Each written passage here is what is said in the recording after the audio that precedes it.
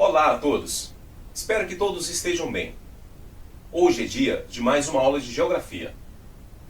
Iremos fazer juntos a nossa correção online das atividades que vocês já fizeram. Lembrando a todos que daremos ênfase nas atividades principais. Aquelas que vocês tiverem dúvidas, deixe um comentário abaixo e eu irei ajudar vocês. Vamos nessa? Na página 75, a primeira pergunta, ela traz o seguinte enunciado. Ao escalar o Monte Chibarazo dos Andes equatorianos em 1802, o geógrafo Alexander von Humboldt constatou a presença de vegetação semelhante à encontrada nas regiões frias e geladas do norte da Europa, e por fim, até mesmo de neves eternas, o que explica a ocorrência de neve em plena linha do Equador, ou próximo a ela.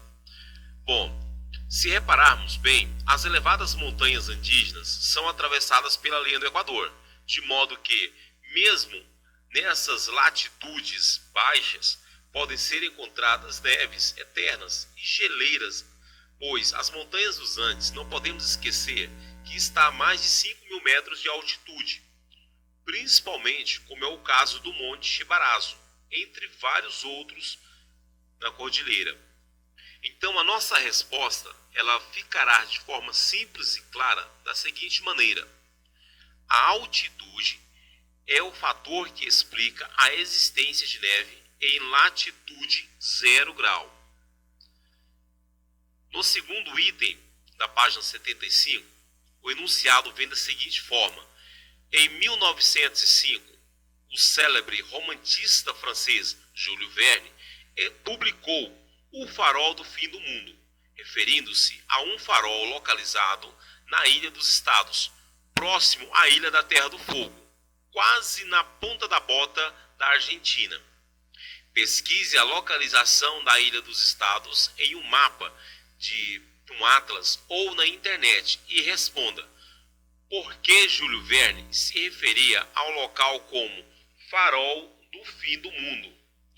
É muito simples, é só repararmos que a Ilha da Bota da Argentina situa-se no extremo sul da América do Sul. Trata-se de uma região habitada mais ao sul do mundo, principalmente naquela época em que as expedições e instalações de bases ainda na Antártida não aconteciam. A resposta nessa questão vai ser a seguinte: por ser a última terra habitada ao sul do hemisfério. Na página 92, vamos todos abrindo o livro, agora na página 92. Não iremos fazer todas as atividades, iremos dar ênfase apenas às atividades principais do nosso livro, durante a correção. Acharam aí? Então agora na página 92, ela traz a primeira questão, o seguinte enunciado: quais são os fatores que influenciam a diversidade de climas e de biomas no continente americano?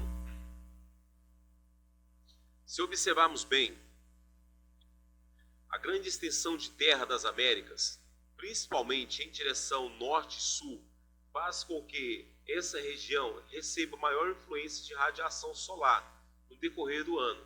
As características do relevo e suas diferenças de altitude, próximos ou distante do mar, e também a circulação das massas de ar, entre vários outros fatores, elas acontecem por causa dessa distância que há entre os extremos do norte e do sul da América.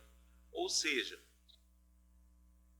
a extensão do continente, que abrange latitudes que vão de mais de 80 graus ao sul a 55 graus ao norte. Podemos definir, então, como um fator que provoca grande diversidade climática e de biomas no continente é a grande extensão. No segundo item, o enunciado vem da seguinte forma: no oeste da América do Sul, erguem-se majestosas as montanhas das Cordilheiras dos Andes. No outro lado, junto à costa atlântica brasileira, estão as belas formações da Serra do Mar.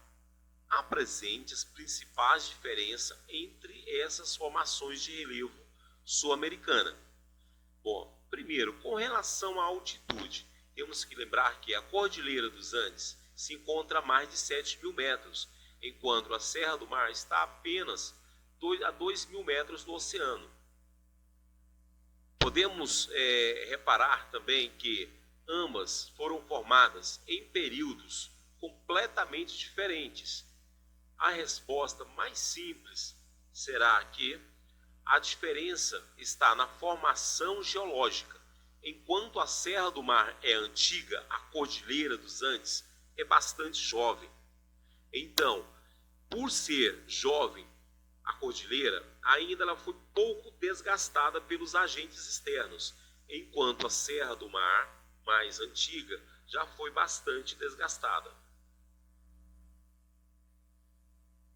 No quinto item, ele traz uma questão relacionada aos furacões e as crises climáticas dentro do nosso planeta.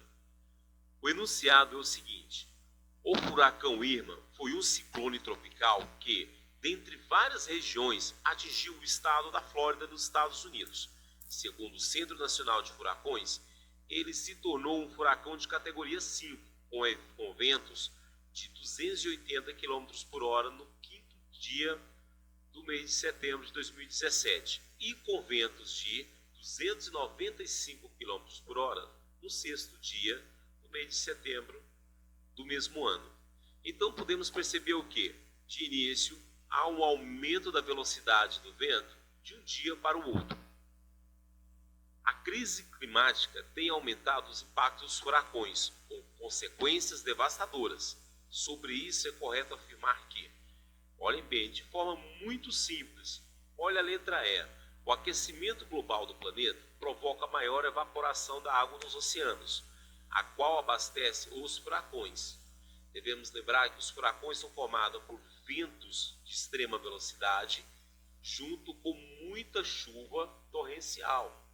Ou seja, o excesso de umidade provocado pela evaporação da água dos oceanos faz com que o poder de destruição dos furacões se torne ainda maior.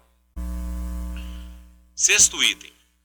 Há 8.000 anos, o espaço geográfico onde se localiza o Brasil possuía 9,8% das florestas mundiais. Nesse mesmo período, a Europa, sem a Rússia, possuía cerca de 7%, a África quase 11% e a Ásia 23,6%. No início do século XXI, o espaço geográfico onde se localiza o Brasil detinha 28,3% das florestas mundiais. A Europa, sem a Rússia, detinha apenas 0,1%. A África estava com 3,4% e a Ásia 5,5%.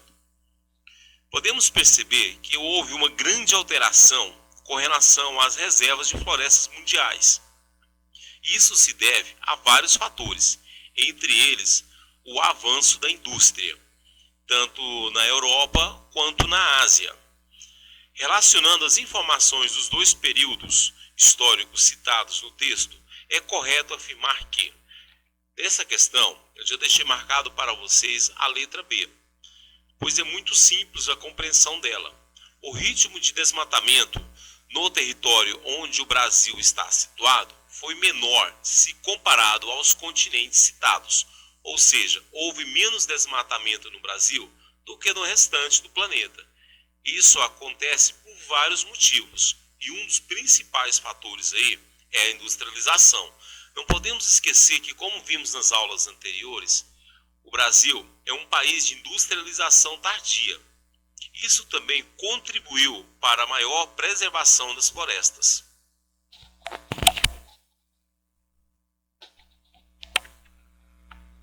O sétimo item, ele traz o seguinte enunciado: as correntes marítimas são grandes porções de água que se deslocam pelos oceanos, com características próprias de salinidade, temperatura e sentido de direção.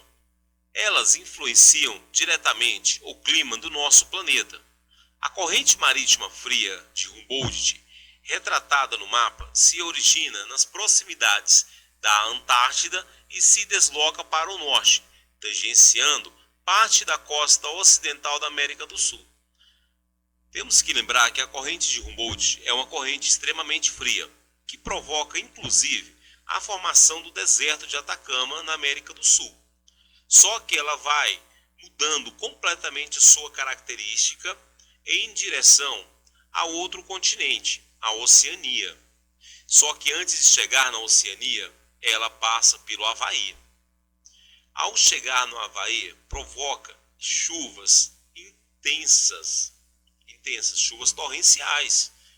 E isso acontece por essa mudança de comportamento que a corrente recebe no decorrer da sua trajetória.